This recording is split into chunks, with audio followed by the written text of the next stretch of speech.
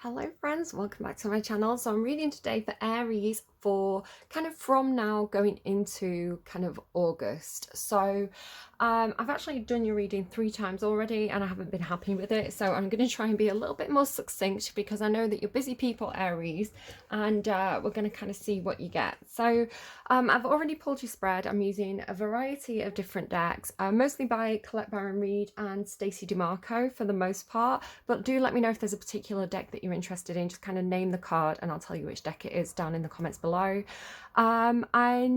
Yeah, I think without further ado, let's jump into it. So it may resonate if you're Aries sun sign, but remember that we're not one sign, we're kind of all 12 houses, and all the planets kind of move around our birth charts, so we can be affected by any energy at any time. So while I'm saying you Aries, just know that you can watch this for your Mars placement, your Venus placement.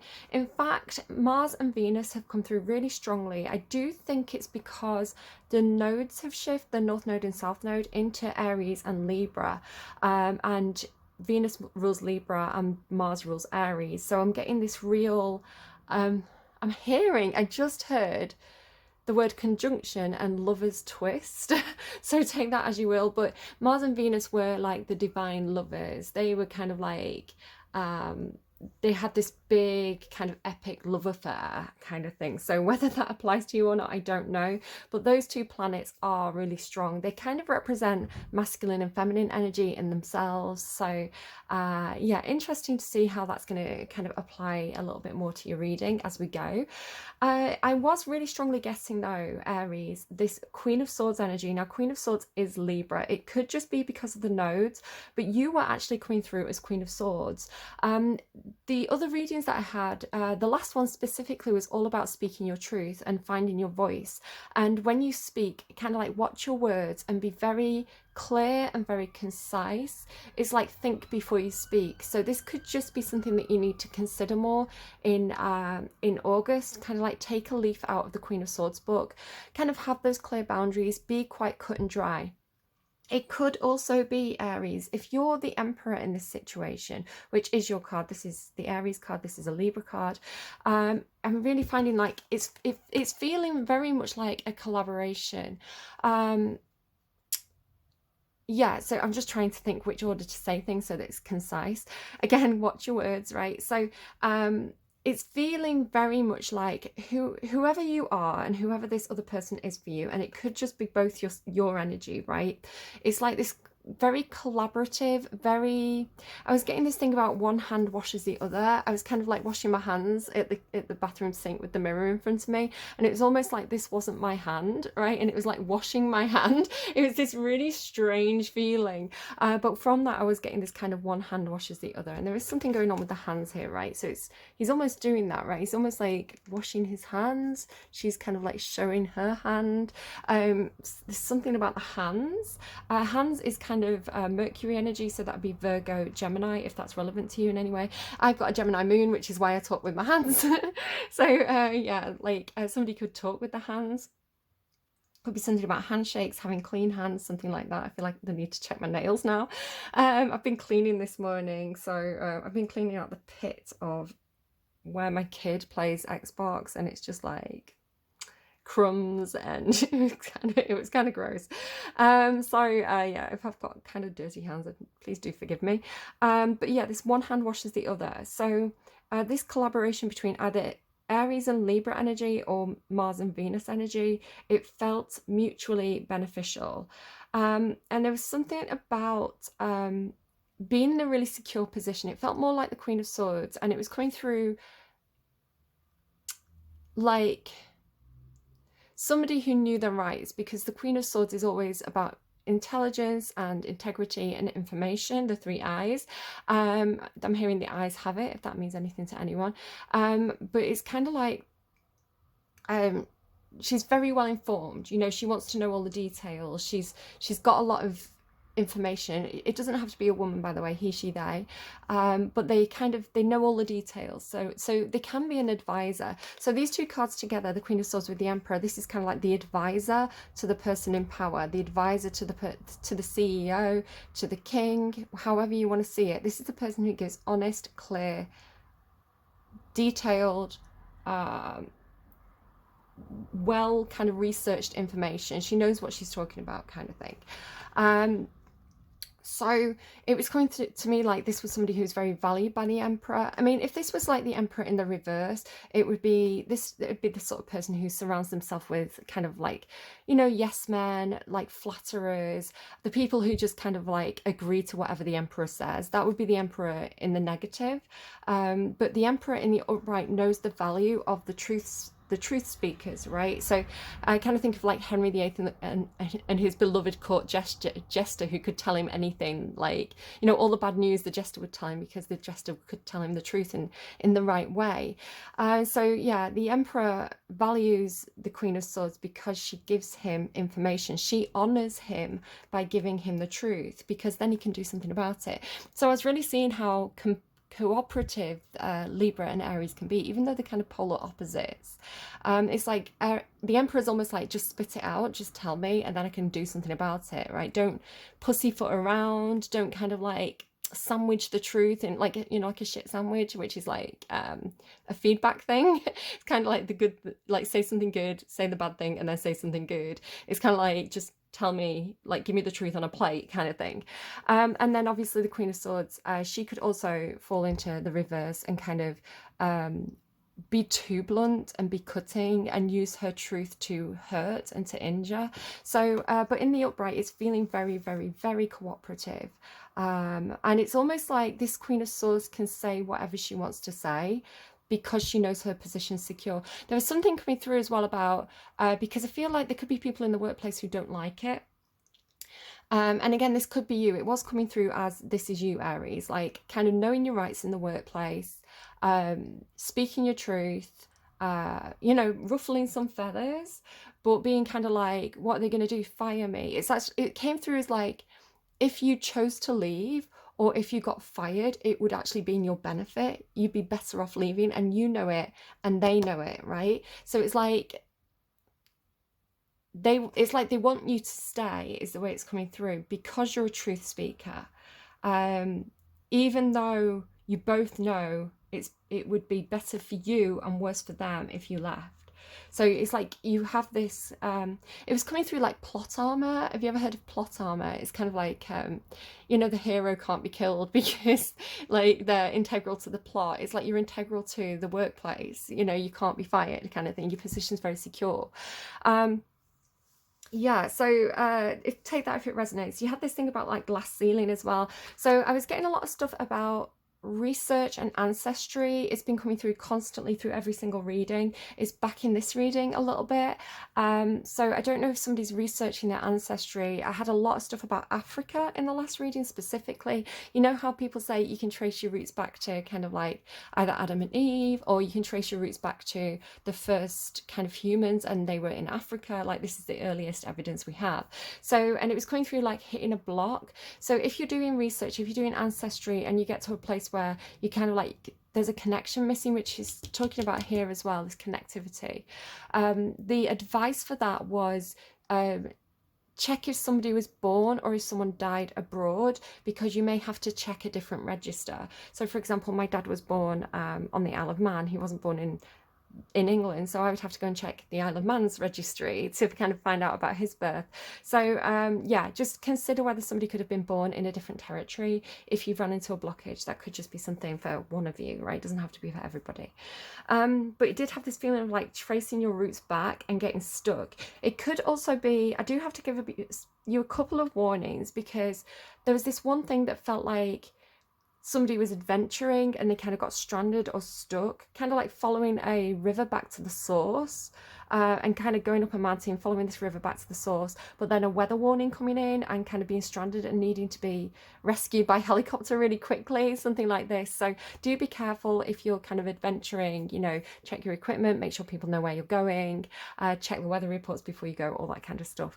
Another thing as well is it is that season where I know Greece is having really horrific wildfires. I think sort of places like California as well tend to have a lot of wildfires at this time. Florida, you know, you get that hurricane season, and the Caribbean and things like this. So if you live in an area that's particularly prone to quite dangerous weather phenomenon, or if you have friends or family who live in an area like that, do heed the weather warnings, and also be prepared to go and get someone if needs be. Like there was this thing about having to move everybody.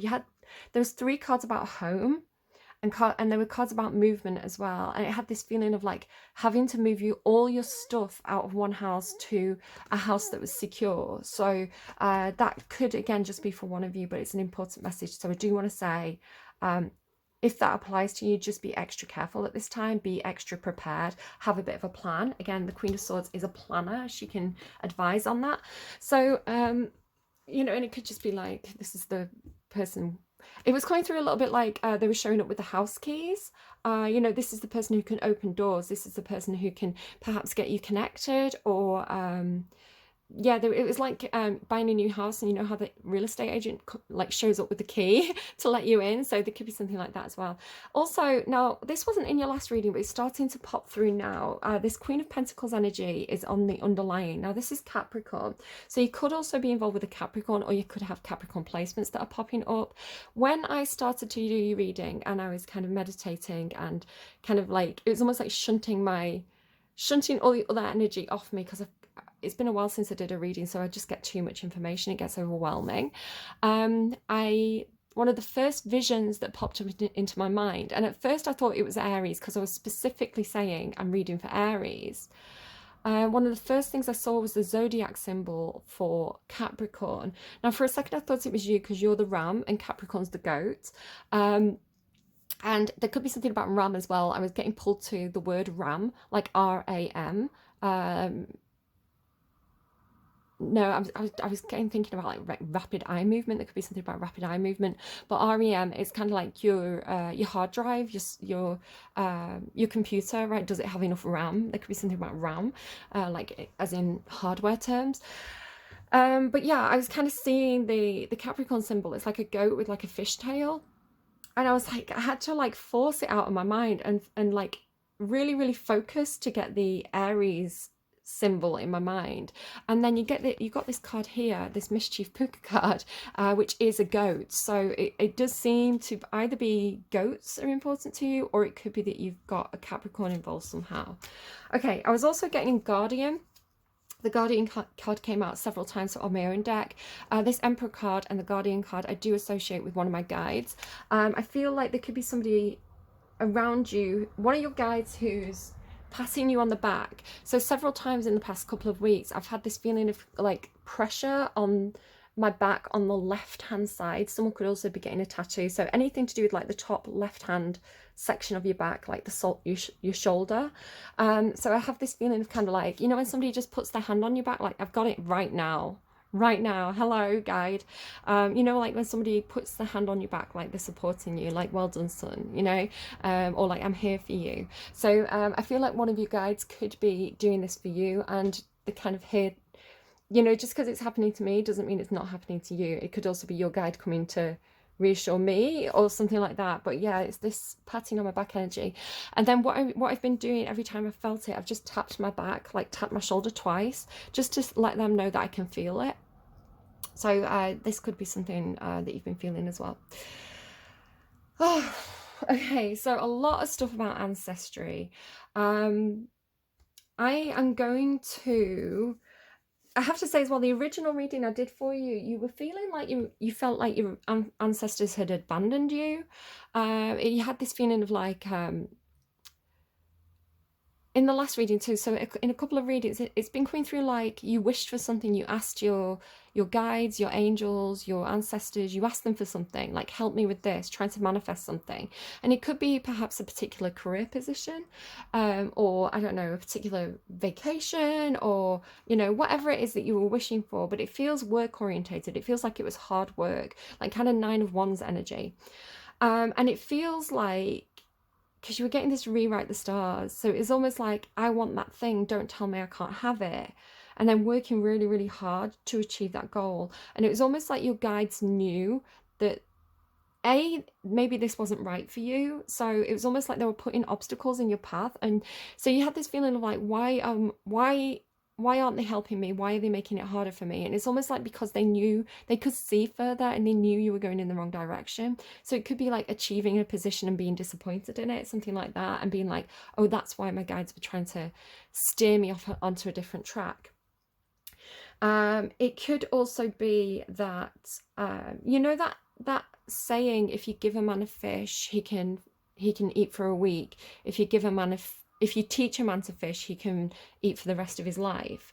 It's almost like your guides were teaching this kind of resilience or perseverance, or this tool in your toolbox of life of being able to push yourself to achieve your own goals, or to have that resilience, or have that motivation to make something happen for yourself, rather than kind of expecting things to just magically appear for you.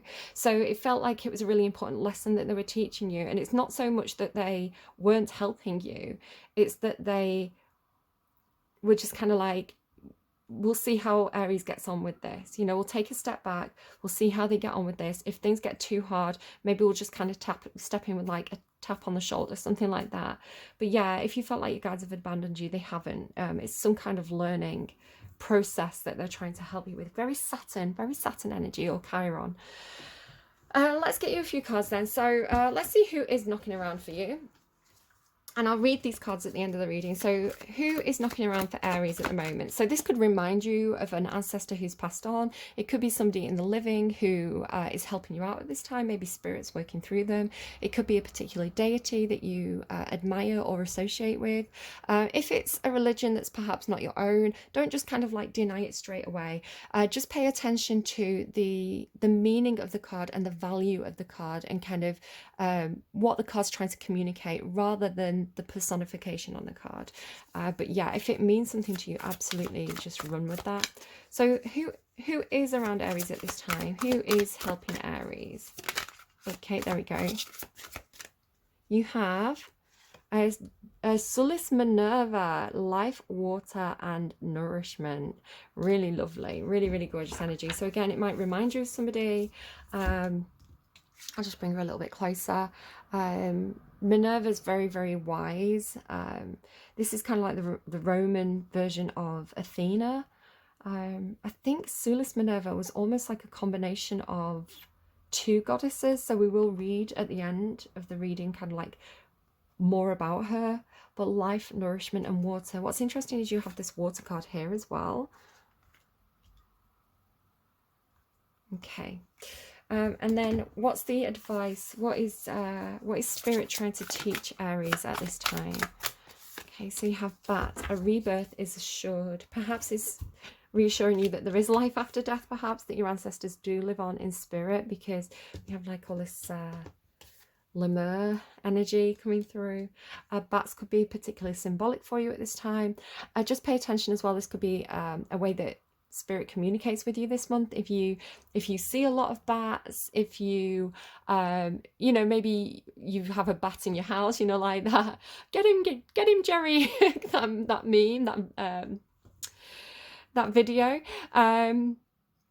It could be that you are going to a zoo and going to like the bat hangout. I love that, like the bat cave at the zoo. It's like one of my favorite things. I always try and like hang around in there, and you get kind of like ushered through. It's like, but I want to be in the bat cave. It could just be symbols, right? You're seeing bats on advertisements, you're seeing bats on a kid's t-shirt. Just watch out for kind of bat symbolism. Also, they're showing me a baseball bat. There could be something about baseball bats. Okay, Aries. Let's start with the wall, right? The obstacles. Again, this feels like that energy of persevering, like pushing past the obstacles, overcoming obstacles. You had a lot of elephants in your last reading, and elephant energy again is about ancestry. So if elephants are relevant, it sounds like a tongue twister. You know, take that. But elephants are an energy that perseveres, and you know they're this heavy, strong energy that can overcome things. But elephants are also symbolic of Ganesh or Ganesha, who is the god of obstacles and pathways, right? So it's interesting, you have this like paths opening up. So if you felt like there are a lot of obstacles in your way, either you're redirecting and taking a an easier route to get to the same destination, or you're just kind of like redirecting and taking a completely different direction, or spirit is finally helping you remove those obstacles to make this easier for you. I do feel like there was something about timing, because this almost looks like he almost looks like a keyhole with the moon coming into alignment. So it could be that you were in the right direction. I think your original reading came through with on the right track, or that might be the kind of the last reading that I put up, this kind of you're on track, this reassurance energy. So it could be that you're on the right track and you've got this question of kind of like, why is it so hard though?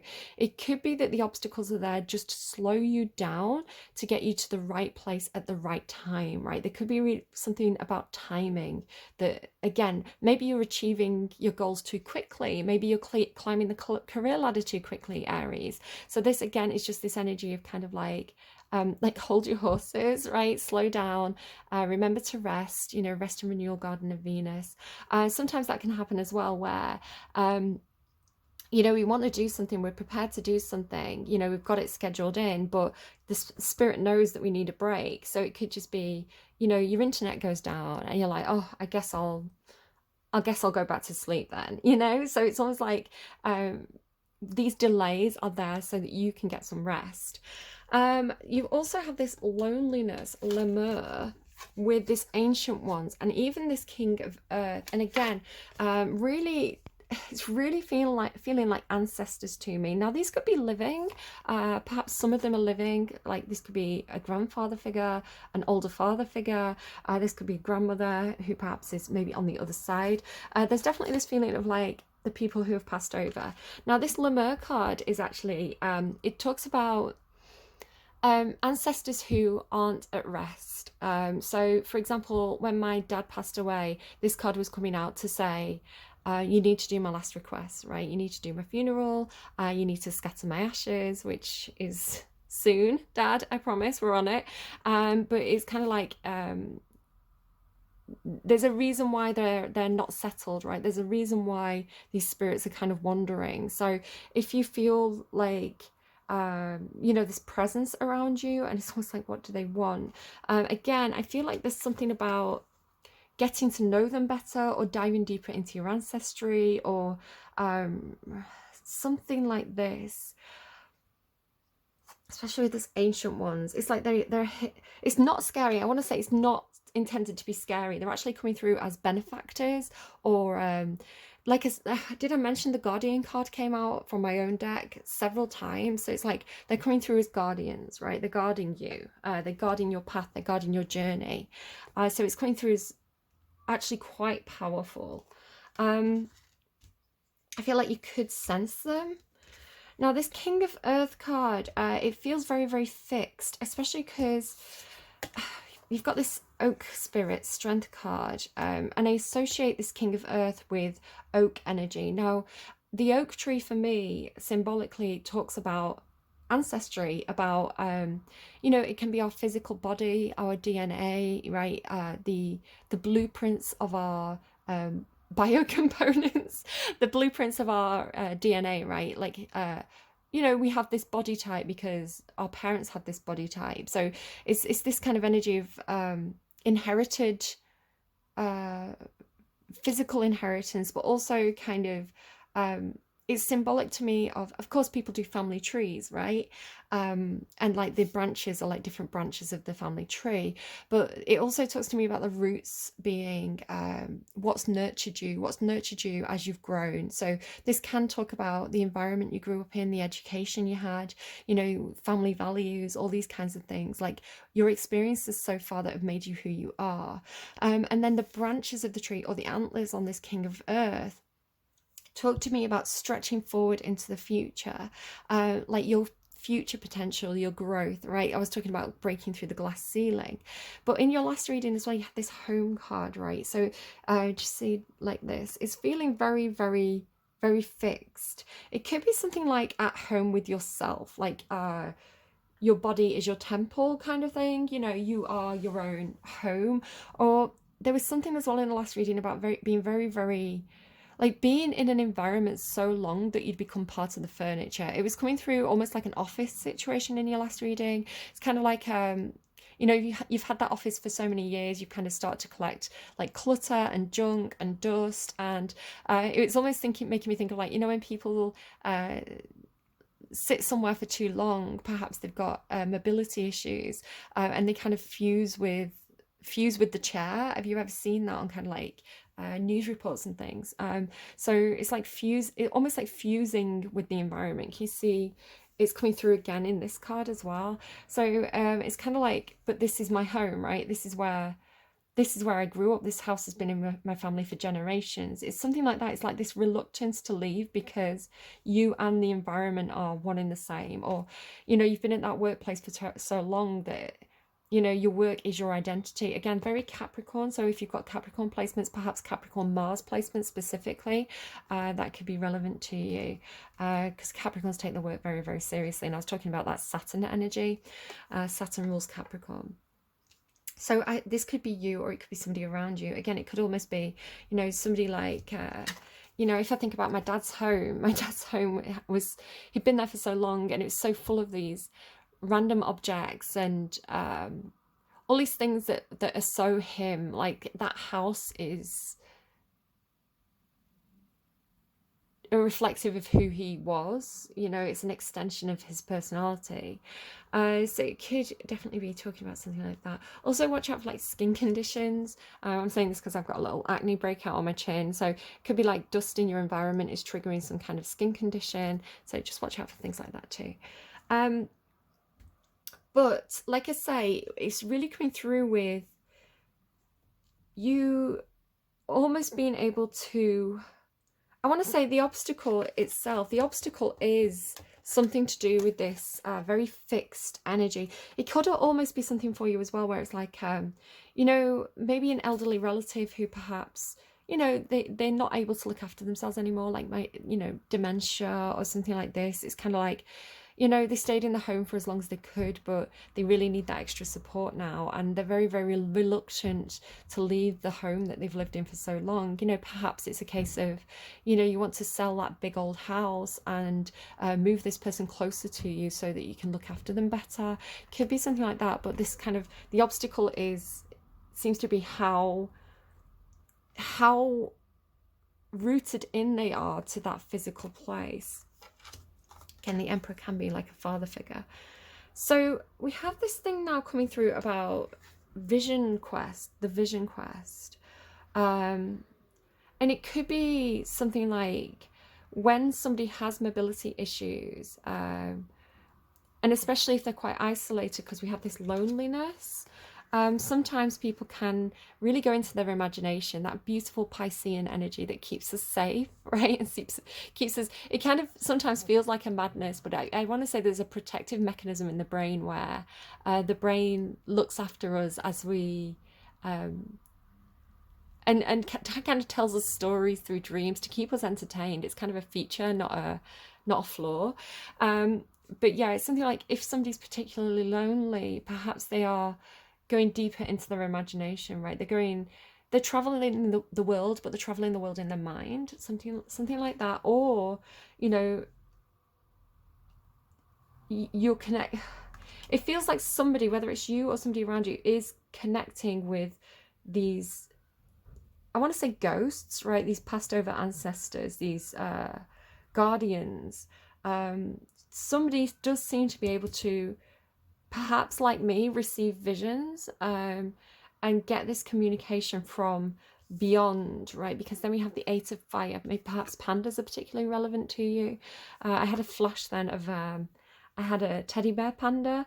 A lady in the local area used to make teddy bears, and I got a panda off her. It was really lovely. But yeah, it could be, so something like that could be relevant. But perhaps somebody also has maybe like Asian ancestry. But yeah, the Eight of Fire is all about communication. It's like these orbs coming in. So it's like, because it seems like it's a group. It seems like it's not one, it's a group of these others who are sending these messages. The crows also talk to me about messages from the afterlife, messages from beyond. I'm being brought to a story which again I shared in the last reading, and it could be relevant to you, especially if you are dealing with this older person who perhaps is approaching the end of their life. The last time I went to see my nana at her house before she passed away, she kind of did end up moving to a care home right at the end, but she was independent for such a long time. And the last time I went to visit her at her home, and she was losing her marbles a little bit, bless her. But she kind of pulled me to one side and showed me these photographs of her father and her husband, who'd passed away a number of years before. And she was showing me these two photographs of these two men who were so close to her and who she loved so much and who she missed terribly, right? She continued living for a huge number of years after they'd left her. So the loneliness and the longing she must have felt for these comforting fatherly figures, right? Her husband and her dad.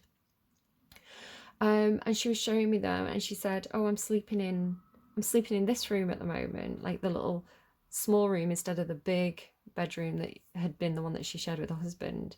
And she said, "And they're coming to me at night. They're visiting me." So her husband and her father were coming to visit her, and at that point when she shared that with me, and it did feel like it was a secret, it did feel like she was telling me in a way that she knew I would understand. She could sense that I can also sense them. You know, we had this same, it's like we were on the same page suddenly. And this wasn't something I particularly shared with her. I didn't tell her about my tarot and things like this because I don't know if some people find it upsetting. But and there were other things to talk about, right? But yeah, it's like she sensed, right? She sensed it, and she pulled me to one side and she told me this. And I just knew, that they were coming for her and that she didn't have very long left. And so I was prepared for it, and so was she. So it has that feeling of perhaps, not in a spooky, scary way, like, you know, the end of The Ghost where the shadows come for that guy and he's like, ah, but in a way where it's like, we're here to collect you, we're here to comfort you, we're here to escort you. I want to say particularly if you do have this older relative, right, who perhaps is suddenly talking about people as though they're there, you know, like people who've been dead for years and like, oh yeah, and then I saw Michael, sorry, the name Michael was coming up, so I thought I'd use it, and then I saw Michael again. He was just here, and everybody's like, Michael's not been alive for a number of years, and they're like, no, he was here.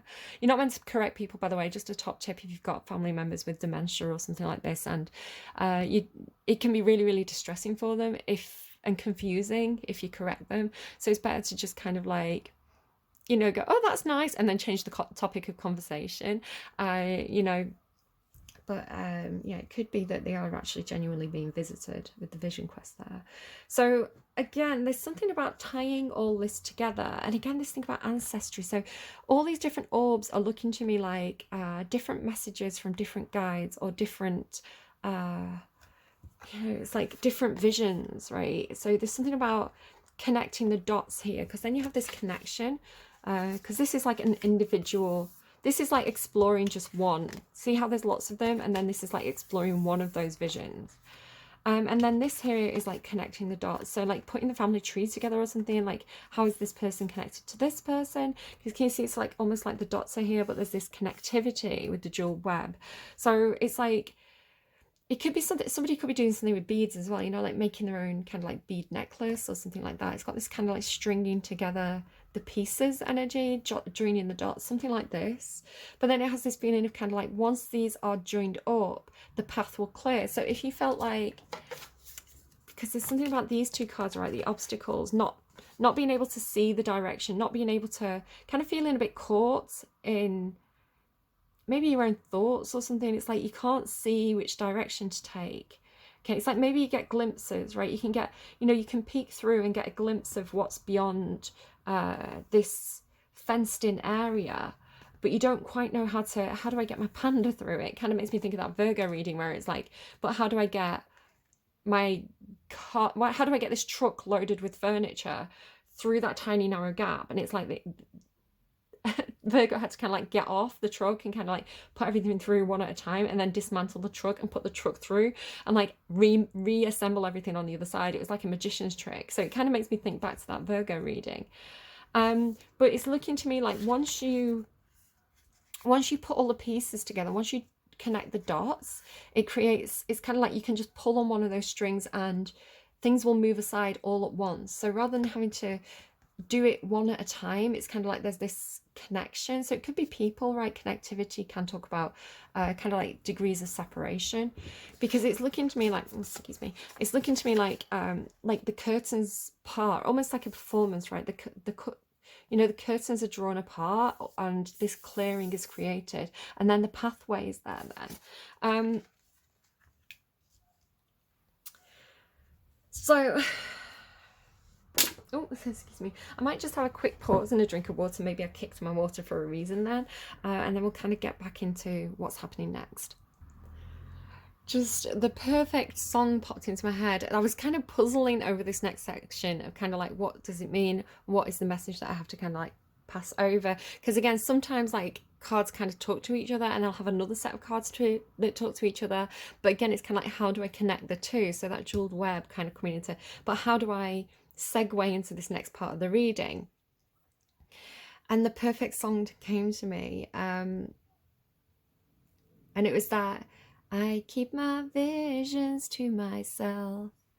But I think you're being encouraged to share your visions, or somebody's being encouraged to share their visions.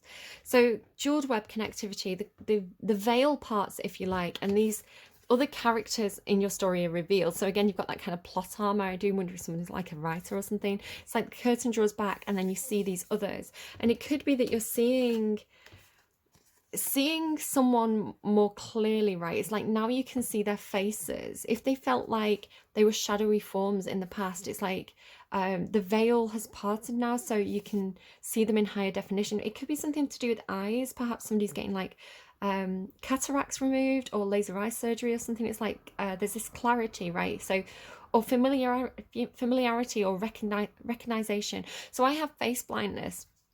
It's not a very, I think it's surprisingly common. When I talk about it, people are like, oh my God, I think I have that too. I remember a conversation with my auntie and she was like, that explains so much. But people haven't really heard of the condition. So it has got a proper kind of doctor's name, but I'm more aware of like face blindness. So it's not that I can't see a face. It's something to do with the way my brain recognizes patterns. So normally when somebody recognizes a face, it's almost like recognizing the whole chessboard, right? Where each piece is on the whole chessboard. But with face blindness, I tend to remember each chess piece and not the position of it. So I can see someone's eyes, I can see their nose, I can see what they look like, but there's something to do with the way my memory it's almost like too focused on the detail rather than the whole face. So it's kind of like if I was playing Guess Who, I'd be able to be like, they've got blue eyes, they've got a moustache, they've got, red lips. I don't know. So what I find is if someone changes something about their appearance, and if that's how I recognize them, I can no longer recognize them. So if someone has really beautiful red hair and they dye their hair brown and get a bob, it's a completely different person to me. Sometimes not. It depends how I recognize them, right? Sometimes I can recognize people by the voice, by the way they walk. It's like my brain will remember something very, very specific about them.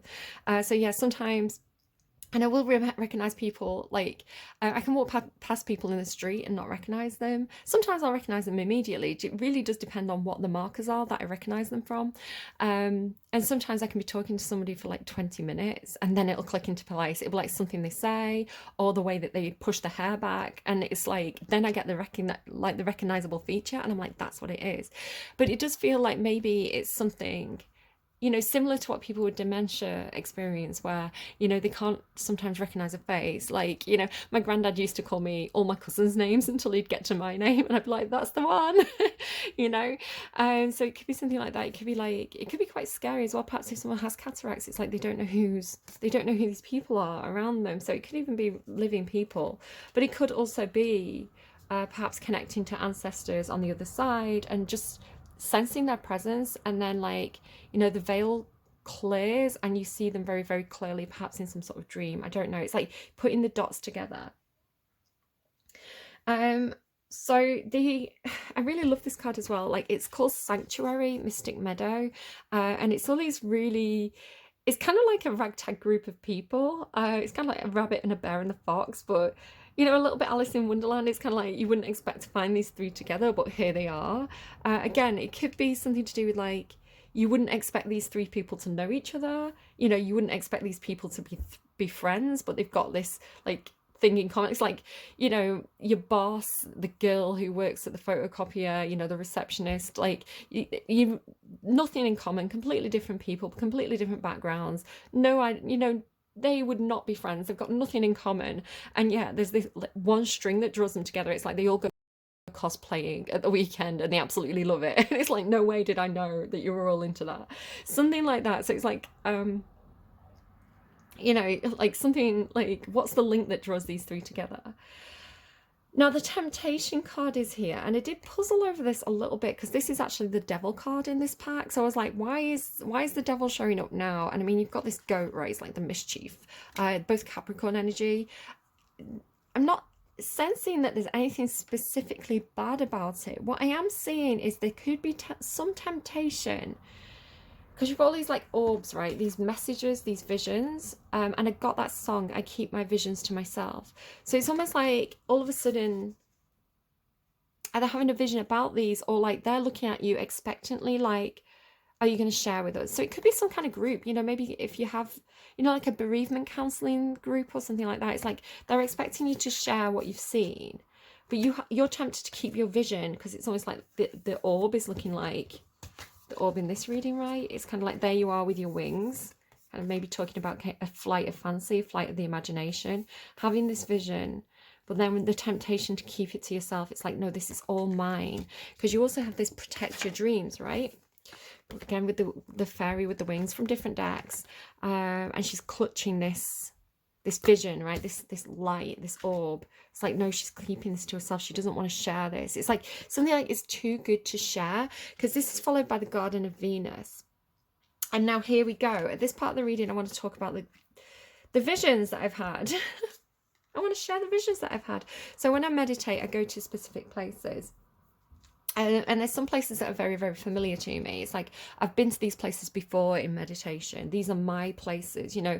There's certain places where I'm like, when I start to meditate, I visualize a certain place. So for example, my beach, or like there's other places as well. And then sometimes in visions, I go to other places. So there's the Capricorn cave. Like when I'm channeling for Capricorn, I end up going to this cave sometimes.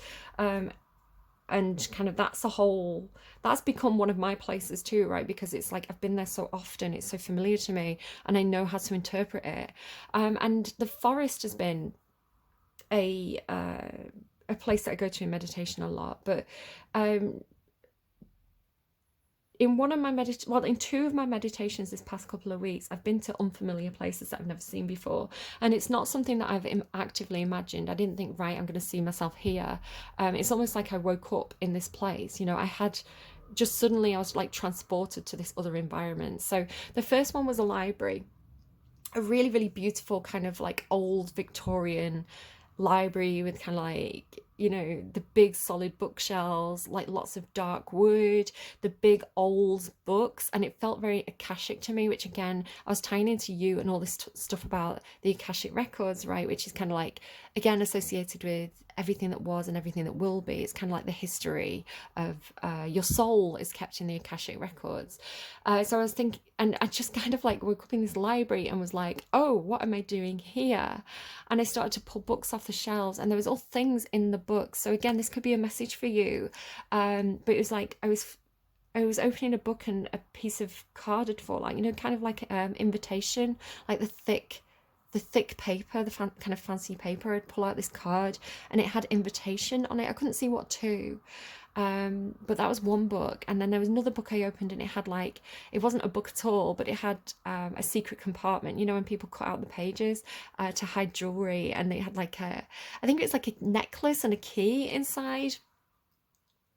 So there was all these like treasures hidden in the bookshelves. And so what I want to say to you, Aries, especially if you're kind of like cleaning out someone's house, don't just give stuff to charity. Don't just go to the bookshelf and grab everything and stick it in a bag and send it to charity. You really need to kind of like just leaf through, right? Just like turn it upside down and kind of like leaf through, like, you know, like this, like open it, kind of like leap, like look through that way to see if you can see anything, you know, hold it that way and kind of like give it a bit of a shake, see if anything kind of falls out, and then put it in the bag one by one. Because again, something like a very old-fashioned thing to do would be to hide, you know, your jewelry inside a carved out book. So just be really, really careful of that. You really want to kind of like check everything before you give it away. Any boxes, open them up. But it was making me think as well, even if it's not specifically treasure, there could be some information that's treasure in doing that. So you know how people sometimes use things as like receipts and things as a bookmark, you know, any old bits of card, anything like, you know, like to keep the place in the book. So it could be that there's something you didn't know about. Maybe like they had an invitation to go and meet the Queen or something like that, and it's like, oh, I didn't know that that was part of their story and part of their life. It could be very interesting. So do make sure you check for that.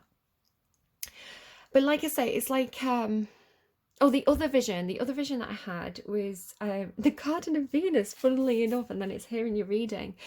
And it was, I'm quite certain that, you know, it was very similar to this card, because it was this clearing. Like I say, the forest I've been to loads of times, but it was like suddenly I was in this really beautiful like healing clearing, and there were all these like cushions lying around, and I was like lying down in the sunshine and, you know, having a picnic and kind of like, oh, it was very Taurus, you know, like eating the food, but it was kind of like, you know, like the honey was on my fingers and I was like licking my fingers, and the cream, and it was all very texture and luxury and lush and, you know, all flavor and feeling and things that felt really good. So very, very Venus energy. Venus rules Taurus and Libra, but Taurus is a bit more of a physical sign. Libra's a little bit more of a mental sign. So Libra is kind of like intellectual stimulation or romantic fantasies, you know, reading. Taurus is all about the physical pleasure. So yeah, and then I was in this clearing, and it was kind of like I say, it's almost like Mars was there too as this other figure. Um and yeah, it was, I was like, oh, I think I like it here. Hello, this place.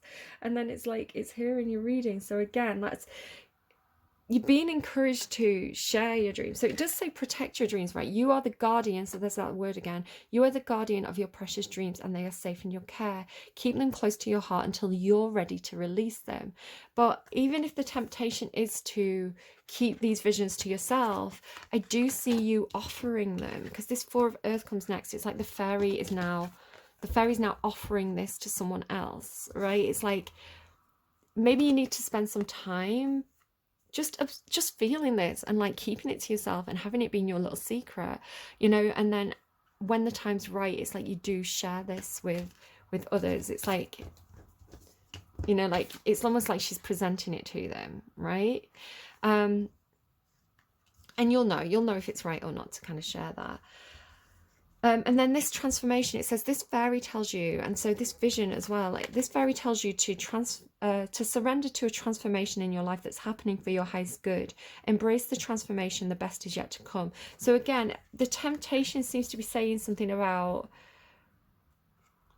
keeping your vision to yourself, but also holding on to the past, right? Holding on to what was, holding on to, you know, the cluttered house or the place where you grew up, or, you know, it could even be your connection with passed over loved ones or something like that. It's like the temptation to stay the same and almost stagnate as well, stagnate like this King of Earth. You seem to be encouraged to be more free, because next you have this, like I say, it's kind of like this offering it up, this release, creation and water. So again, the vision could be some kind of idea of something that you want to create, you know, a story you want to tell, or a film you want to film a film you want to film, you know, something that you want to release to the world. So there is this release, but also this comfort in your ability to connect with these messages, no longer seeing them as something that is kind of like dark and scary and here to kind of haunt you or torment you, but seeing this as benefactor guides who are here to help you and are here to communicate you, perhaps when you are restful. And again, you have this rest and renewal. So it does seem to be something about when you're at rest, when you're back on top form, right? When you've recovered. So again, I've had a really stressful month or so actually, and I've kind of run myself down. I've got an acne flare up, and it's kind of like my guides are like, right, listen, you, that phase is over, school holidays, just turn off your alarm, get back in bed.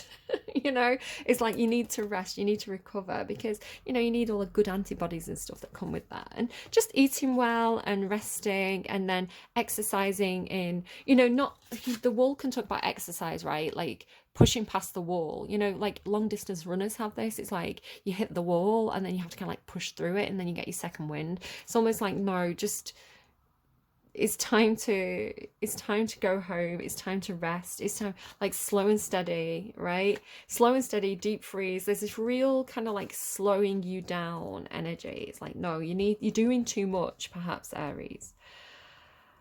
And I want to say again, if you've got this reluctance to release something, whether it's telling others about some kind of idea you've had, or if it's like releasing something from the past, you know, whatever this thing is that you were guarding so closely, your ancestors are guarding it too, because the dragons talk to me about guardian energy, like ancestral guardians. So protecting the future, it's like it's already protected. You, yes, protect your dreams, but they're protecting it too, right? Because they're protecting the future. And there's this keys again, right? So again, like the last time it came through, it was a different card, but it had this, it's actually Karen, which is funny because my name's Karen, which is, Karen was the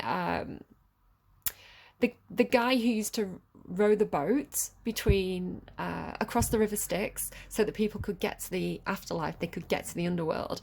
So he was in the other reading, it came through as this person turning up, and it did feel like Queen of Swords energy. It's like this person turning up with the keys, right? Because it was coming through with this person turning up with all the keys, and then followed by this card. So it's like the keys to open the door, the keys to the house, right? The keys to part the veil, which it doesn't need. It could be a literal key, or it could be a metaphor for unlocking the next phase of your life, right? Being able to see the paths available to you, because now you have this like many paths, right? Yeah, and then it could also be like, again, it's in this reading here with like the dragon's hood with the keys, and then here's the, so it could be talking about literally like an ancestral home, right? An ancestral home, something that's very rooted, something that's very fixed, something that's very old, you know, and it's like the domain of this one. So it's like you're getting the keys to that. So it could be inheritance. But again, like ancient oak tree and strength, it could be talking about physical resilience, right? Because you've got like the wall, obstacles, and you are a very active sign usually, depending on your Mars placement. Depends if you've got a passive or an active Mars placement, because that's kind of what motivates you. So Aries Mars is very, very highly motivated. Real go-getter energy, right? Don't like to sit around. But yeah, ancient oak tree and strength. So it could be, like I say, it could be physical strength. It could be something to do with, maybe you are doing one of those ancestry tests, and you know, there's stuff coming back that's like a marker, you know, you've got a marker for these illnesses.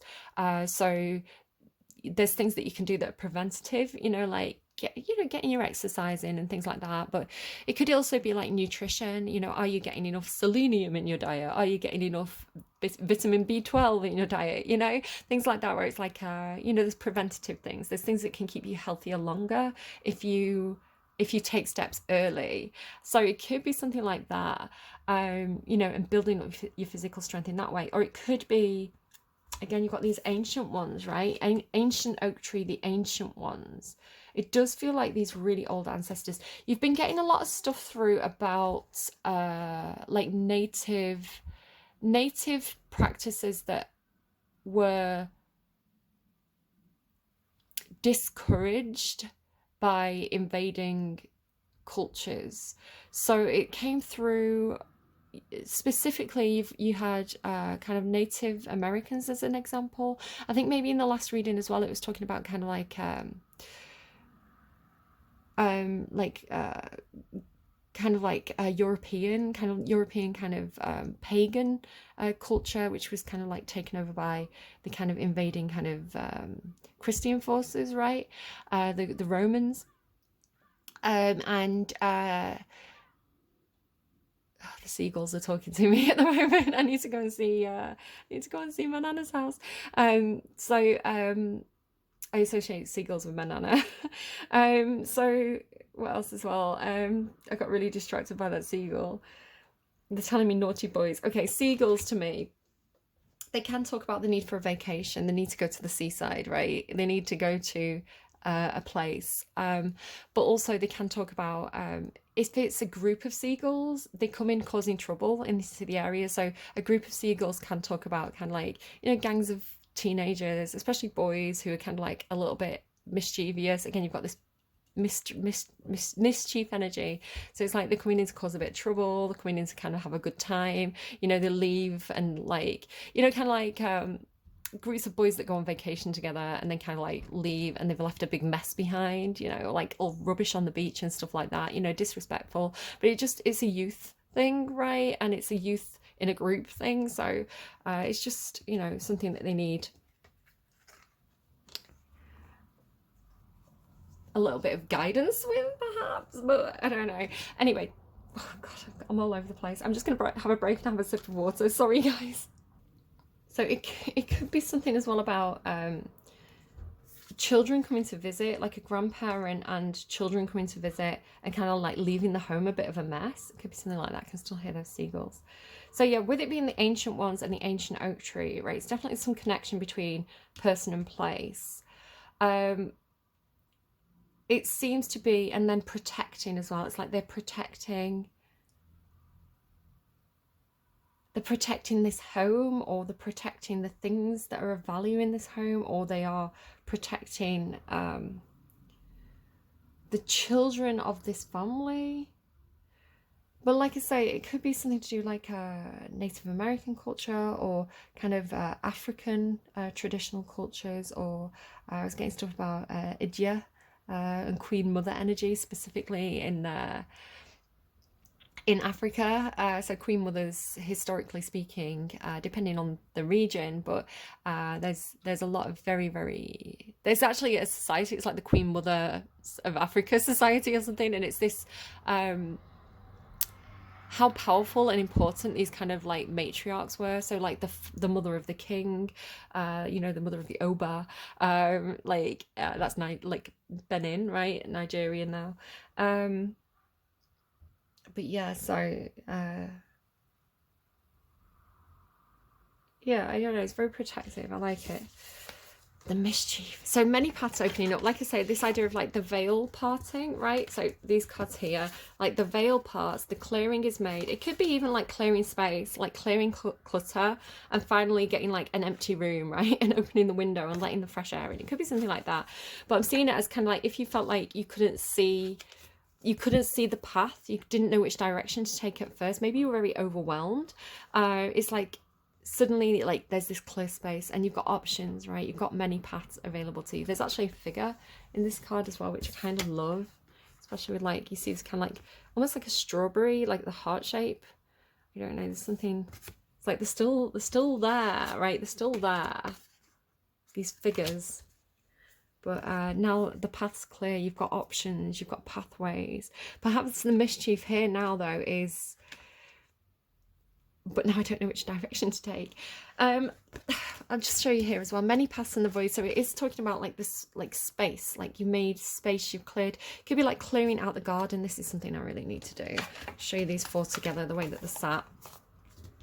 So it's kind of like you've got a vision for a space, right? You've got a vision for a garden, or you've got, you know, maybe you're building a new house, right? But it's got like, you've got to clear the landscape. You've got to clear the trees out of the way, the bushes out of the way. And then it's kind of like there's this space, right, with the void. And now I don't think it's anything bad. I don't think it's like the void as in...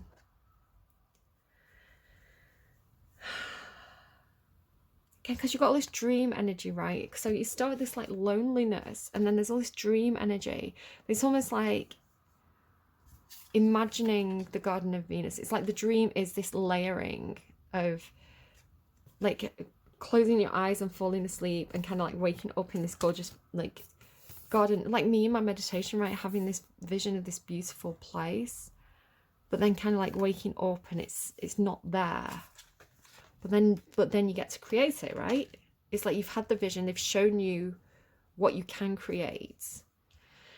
This, again, it's mischief, right? It's the devil energy. So it's like, I can't quite figure it out. This flying card originally came out in the reverse, and I was like, oh, somebody's not flying. So it could be talking about transport, right? Somebody's taking the car or taking the bus or the coach. They're not flying, but they might be tricking you and saying that they are flying, or they are... or the opposite, right? They're saying, I'm not flying, but they're actually on a plane. something like that. It's something about like flying. And there's something about the colour as well. So it's like, I don't understand this message, guys. I'm going to be honest, but I'll talk to you about what I'm seeing. So it's kind of like being in this creation state and connecting with all these guides, right? And perceiving them as these birds, right? Like, you know, perceiving them as this group of individuals. But then there's like, it's like there's this goat in the mix, you know, because he's actually sat on a branch of a tree, if you look, which obviously goats can climb trees, but he's almost like he's pretending to be a bird. It's like, I'm a bird. Like, you know, so it's like perching on your hand, and you're like, why is there a goat on my hand? It's something, because it's like flying as well. There's something about, you know, it's disguising itself as one of these white birds, but actually it's... And again, remember, like the seagulls, they're a white bird, right? But they carry that mischief energy. So it's like they're disguising themselves as one thing, trying to blend in with the others, right? When actually they're this. So the coming through is very fun, right? The seagulls, like a lot of fun, very colourful, but it's like they're trying to disguise the colours and act like one of these doves. I don't know. I'm curious to kind of like see where we end up with this. See if he comes out in any of the other readings. Just one is not like the others, I would say. They're actually a lot more colourful or unique. Very Capricorn, like especially Capricorn males, like very not really made to blend in. You know, they've actually got this very colourful, childish nature to them. Okay, something like, because these are both Capricorn, right? And then mischief and flying.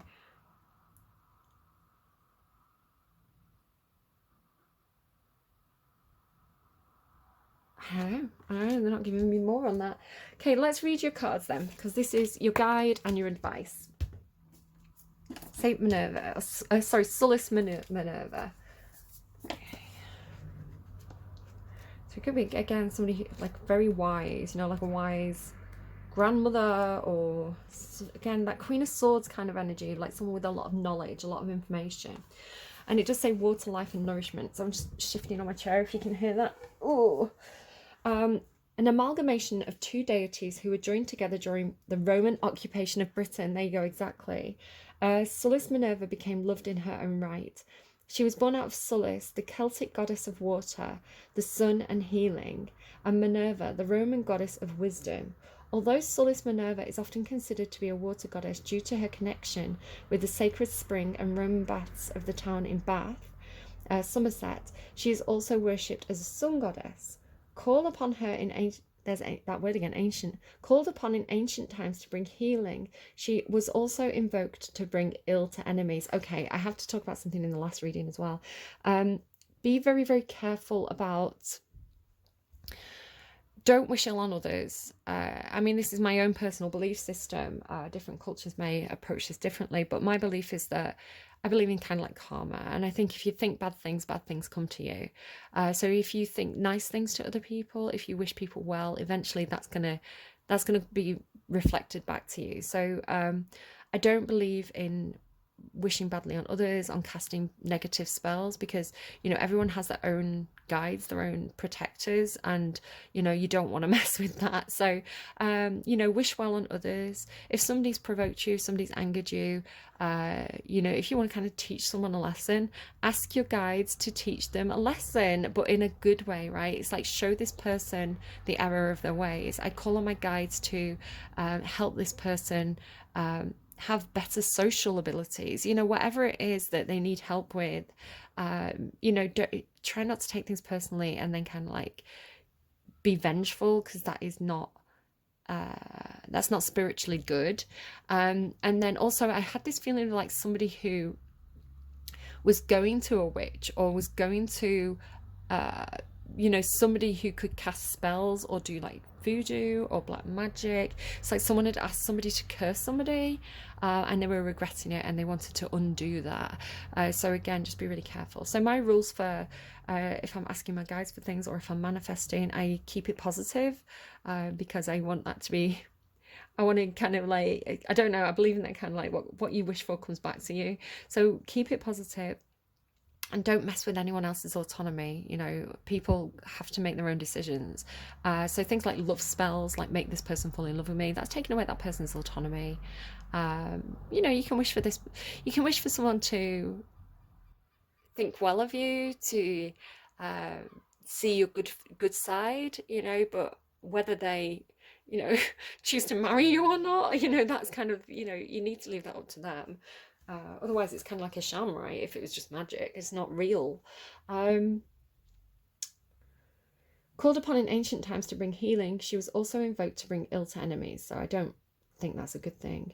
In this Aquarian age, it's wiser to ask Sulis Minerva to help you focus on yourself and your own healing growth and power, rather than trying to take someone else's away. You can, of course, still ask for her assistance in helping you to clear, right, and release any negativity that has been sent towards you.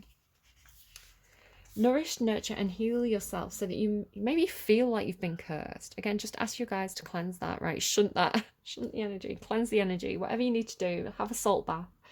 Nourish, nurture, and heal yourself so that your light may shine out into the world in bigger and brighter ways.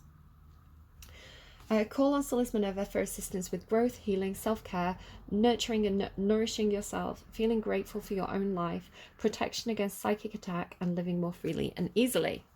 Okay, let's read the bat.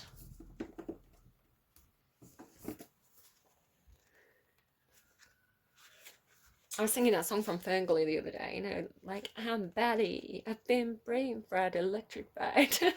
I wish if anyone remembers that. He's my favourite character. A rebirth is assured. After something has run its course and died, or been released, finished, surrendered, completed. It's like, there you go, that's where you surrender it, right? That's where you offer it up. Completed or ended, there's promise of a new beginning. Rebirth is assured just as night gives way to dawn and the bat emerges from the darkness of a womb-like cave. Bat Spirit has come to remind you that this rebirth is a miraculous one, for the very best elements of what you had to give up in the death of the old are still present in this new amazing life forming now. This is the miracle and magic of rebirth in every aspect of your life, including the rebirth and faith in your ability to establish new and healthy relationships. Bat Spirit reminds you that at present you are in unknown territory and may feel as though you are lost. That's what it's kind of feeling here, right? It's kind of like, it's kind of like you couldn't see the path and then overwhelmed by all the options. It's like you need the compass. However, you are called to trust that your intuition will be a reliable guide as you give birth to something new and unfamiliar, creation, right? Bat spirit has listened in the darkness of night and has heard all your hopes and dreams. So if you were doubting that, they did hear you, your fears and worries, and assures you that this new version of your dream, right, protect your dream. This move from darkness into light, from lost to found and death to rebirth, comes to fruition with love at its core. Garden of Venus, right? Love, the goddess of love. Bat spirit asks you to trust what seems to have died is actually shape-shifting into something even more meaningful, right? Transformation is all here, and wondrous than before. If you feel you were in the dark, oh God, that's how you end, right? In the void. If you feel you're in the dark, know that come morning, all will be revealed and things will be in a new form that's right for you. Okay, so Aries, because this is kind of like further on in your reading, this is kind of like earlier on, it's kind of like a timeline. So don't do yourself a mischief, right? Don't fall for the devil's tricks. You're not alone. You do have options available to you. Your guides are helping you. Your dreams are protected. You have been heard. So it feels like you're going to go into a bit of a kind of void period towards the end of the month where you may have a lot of doubts, right? You may have a lot of fears that pop up. You may feel a bit abandoned. Again, this problem with loneliness, kind of loneliness and connectivity seems to be an ongoing theme for you. So just make sure you, when you feel kind of a little bit like, oh my God, I don't know what to do, go back into your self-care practices, right? Maybe that's why Capricorn's here as well. Capricorn's very good at self-care when they're not giving too much to others. Like, I don't know, I'm thinking of the Nine of Pentacles, Queen of Pentacles, right? So go back to resting, recovery, self-care, nutrition, meditation, getting enough sleep, right? And go back to connecting with, you know, the visions, the daydreaming that comes with those rest periods, and the answers will come to you. I've been finding this a lot personally. It's like, I don't know, I kind of got so busy that I forgot that I had my guides as a resource. And so I was kind of like, why aren't my guides helping me? Why aren't my guides helping me? And it's because I wasn't doing the very basic thing of like, slow down, meditate, ask the question, clear your mind. And then as soon as I did, it's like, there were the answers. It's like, hey, have you tried calling the doctor for your acne medication? I was like, oh yeah, I'll try that. Thanks, guys.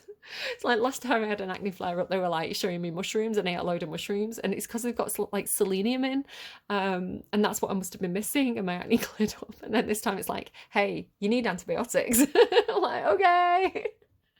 Rang the doctor, got my antibiotics. It's clearing up already. It's meant to take 2 weeks. It's like literally been a day and it's already clearing up.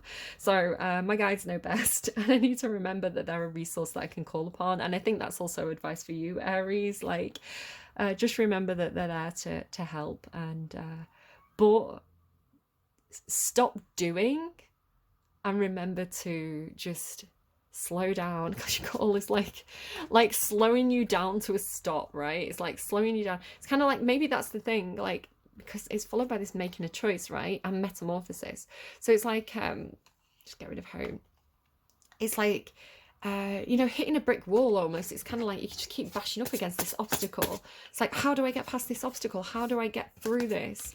And the advice is like, slow down, stop, freeze, ask your guides, and they will show you the path. Can you see this, like almost like the little doves? It's like they will show you the way, right?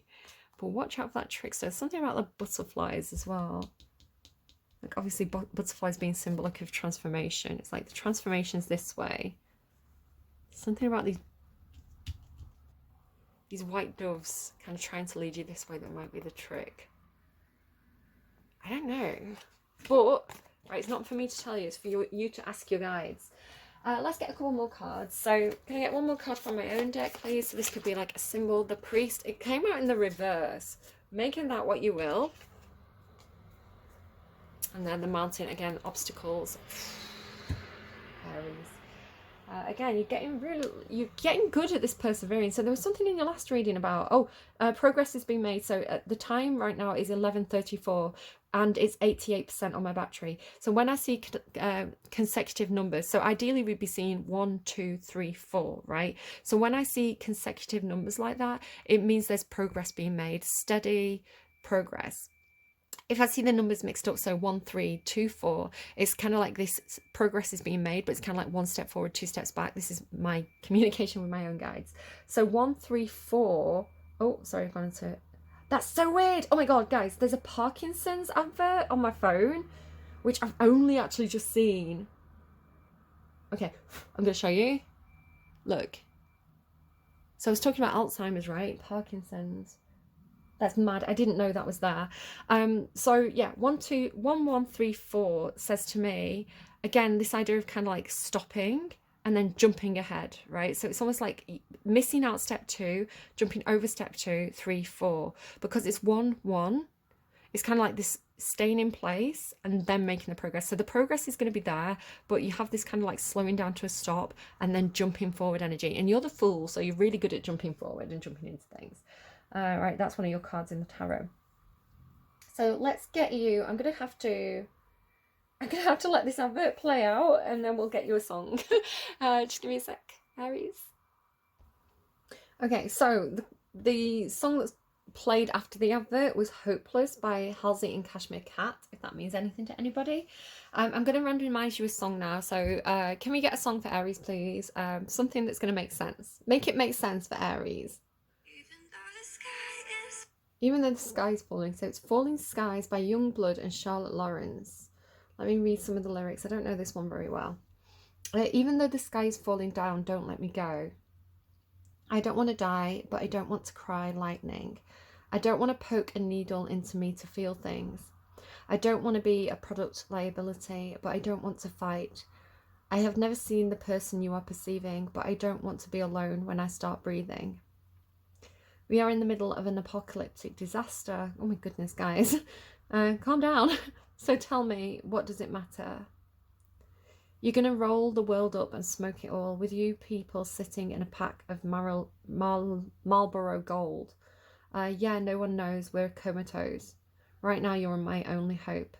F the hype, the life, the world we know.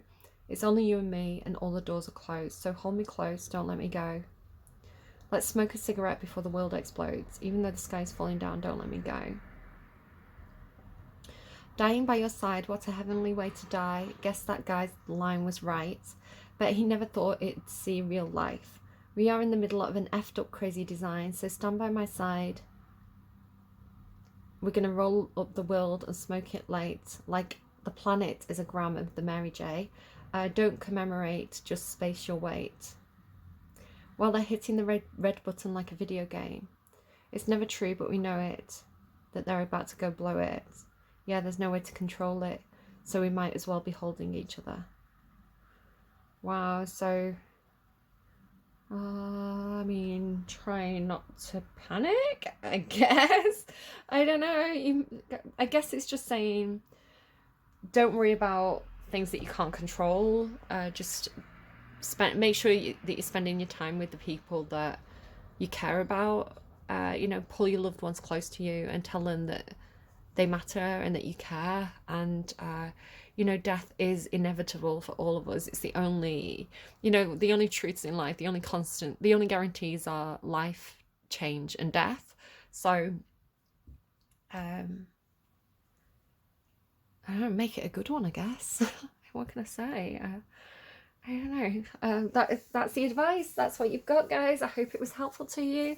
Again, just maybe look up this Minerva energy and kind of like learn more about that. Again, a rebirth is assured. So if you're dabbling with the idea of kind of what happens next, you know, that could be comforting. But obviously, don't end things yourself. I don't think we're here to kind of like. I don't think that's up to us. I don't think that should be up to us. Or do I?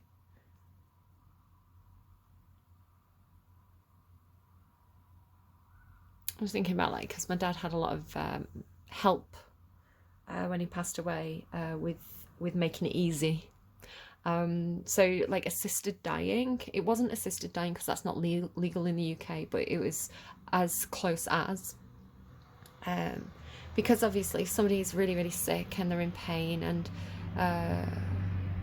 you know, should we be forcing people to to live when, I don't know, it's making me think as well of like do not resuscitate DNRs that you can sign, or yeah, but I don't know. Got a very deep reading, Aries. I hope you're okay. I hope this reading is reassuring to you. It feels very reassuring to me when I get cards to let me know that they're still around, right? That there's something to this, that there is life after death, you know. But I think, you know, as well, we have a duty here on earth to the people around us, to the people we're connected to in life. You know, I've got my kids, you know, people who depend on me. I think I'm here for a reason, and I need to respect that and that kind of stuff. I hope this was helpful. Take care of yourselves, please, Aries. I'll be back soon with your next reading, and do take care of yourselves through the month of August. Take care. Bye bye.